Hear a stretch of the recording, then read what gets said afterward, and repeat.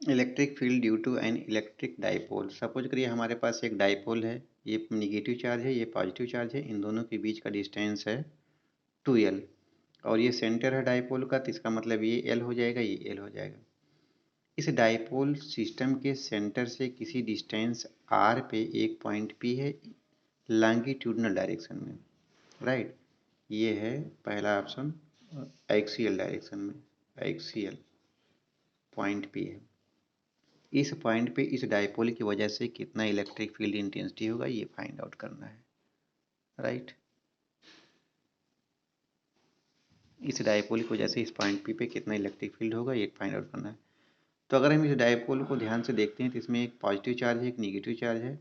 अगर इस negative charge को हटा देते हैं, मान लेते नहीं है, तो हमारे पास कोई पॉजिटिव चार्ज क्यों है, इसकी वजह से इस पॉइंट पी पे जो इलेक्ट्रिक फील्ड इंटेंसिटी होगी वो राइट साइड में होगी। इसको हम अगर मान लेते हैं ई। अब मान लेते हैं हमारे पास पॉजिटिव चार्ज नहीं है, सिर्फ निगेटिव चार्ज है। इस निगेटिव चार्ज की वजह से इस पॉइंट पी पे जो इलेक्ट्रिक फील्ड इंटेंसिटी होगी वो इस डायरेक्शन में होगी, दैट विल बी E2। तो टोटल इलेक्ट्रिक फील्ड इंटेंसिटी कितना हो जाएगी because of this system of dipole, ये हो जाएगी हमारा E1 माइनस E2।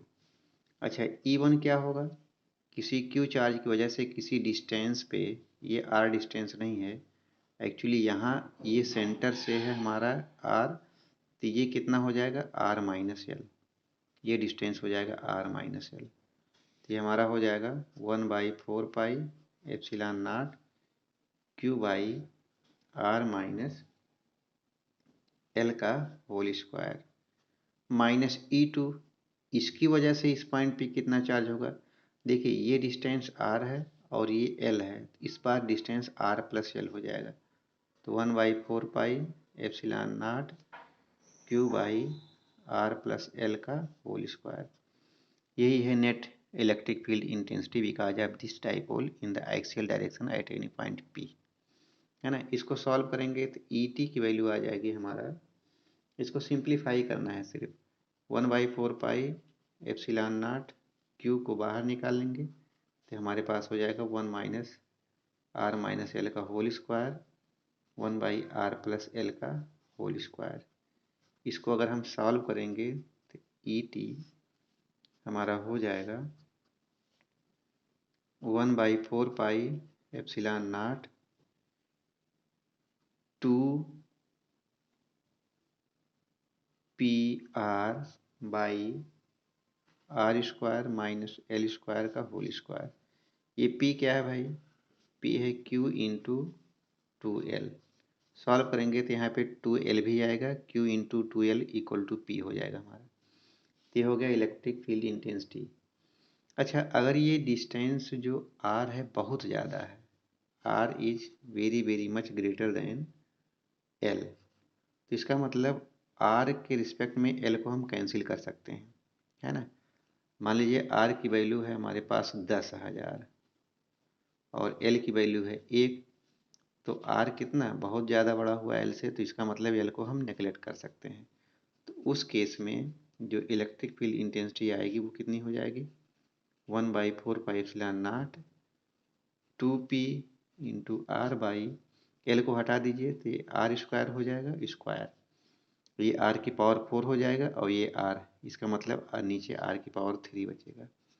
ये हो जाएगा ET equal to 1/4 pi epsilon nought 2P by RQ।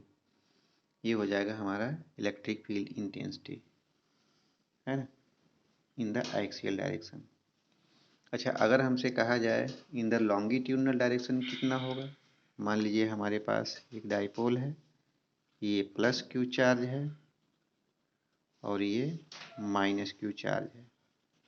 इसके एक्सिस पे किसी पॉइंट P पे अगर हमें R डिस्टेंस पे कोई पॉइंट P है, ये पॉइंट हमारे पास P है, इस पॉइंट पे electric field intensity find out करना है, तो कैसे फाइंड आउट करेंगे,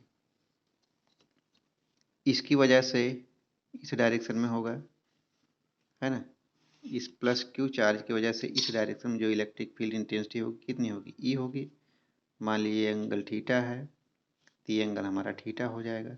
इसके दो कंपोनेंट होंगे, एक वर्टिकल कंपोनेंट होगा, एक हॉरिजॉन्टल। हॉरिजॉन्टल कंपोनेंट हमारा हो जाएगा E1, सपोज करिए ये E1 है, E1 cos थीटा हो जाएगा।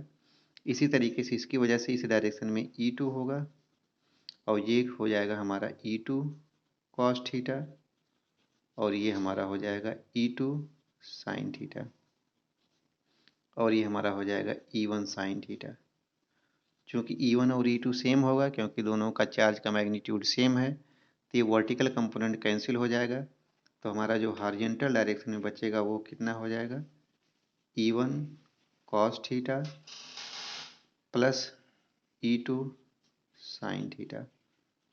E1 और E2 सेम ही है क्योंकि चार्ज का मैग्नीट्यूड सेम है, तो E1 और E2 सेम होंगे। वो कितना होगा, ये हमारा डिस्टेंस R है मान लीजिए और ये हमारा डिस्टेंस ये हमारा L है, तो ये टोटल डिस्टेंस कितनी हो जाएगी, ये हो जाएगी R² प्लस L² की पावर 1/2।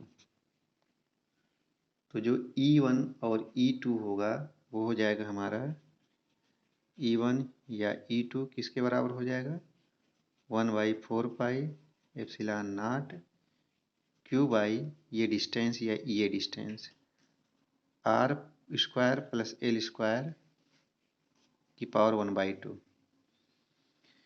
तो यहाँ पे दोनों की वैल्यू रखेंगे, EH हमारा हो जाएगा।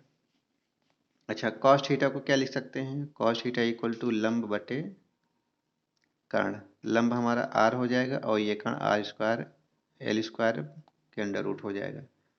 तो यहाँ पे हम लिख सकते हैं, ये हमारा हो जाएगा इंटायर इलेक्ट्रिक फील्ड इंटेंसिटी हो जाएगा 2Q/4 epsilon not into 1/R² plus L² की power 1/2 into cos theta. Cos theta क्या हो जाएगा हमारा, कॉस थीटा हो जाएगा हमारा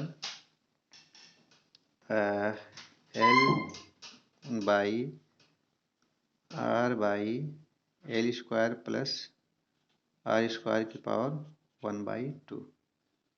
तो टोटल इलेक्ट्रिक फील्ड इंटेंसिटी हमारी हो जाएगी हॉरिजॉन्टल डायरेक्शन में P/4 epsilon not 1/R² plus L² की पावर 3/2 है ना, ये होगा हमारा L/2 नहीं होगा।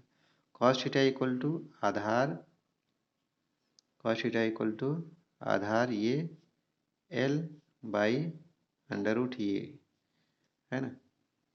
तो अगर इस केस में फिर से देखा जाए, अगर हमारा R की value if R greater than L, तो यहाँ पे हम L को नेगलेक्ट कर सकते हैं, तो हमारा जो इलेक्ट्रिक फील्ड इंटेंसिटी हो जाएगी वो हो जाएगी 1/4 एप्सिलॉन नॉट P/R² की पावर 3/2, या हो जाएगा ये 1/4 एप्सिलॉन नॉट P/R की पावर 3। अगर हम इन दो इक्वेशन को ध्यान से देखें, एक्सियल डायरेक्शन में जो वैल्यू आई थी वो 1/4 एप्सिलॉन नॉट 2P/R³ है, और जो हॉरिजॉन्टल डायरेक्शन में आई थी, मतलब लॉन्गिट्यूडनल डायरेक्शन में आई थी इलेक्ट्रिक फील्ड इंटेंसिटी, वो P/R³ है। इसका मतलब अगर एक्सियल डायरेक्शन में EA है और लॉन्गिट्यूडनल डायरेक्शन में, सॉरी परपेंडिकुलर डायरेक्शन में E है, तो ये E ग्रेटर देन होगा या 2 टाइम्स होगा एक्सियल डायरेक्शन के। मतलब जो परपेंडिकुलर डायरेक्शन में पॉइंट है वो किस 2 टाइम्स होगा एक्सियल डायरेक्शन में जो इलेक्ट्रिक फील्ड आएगी। Right, thank you very much.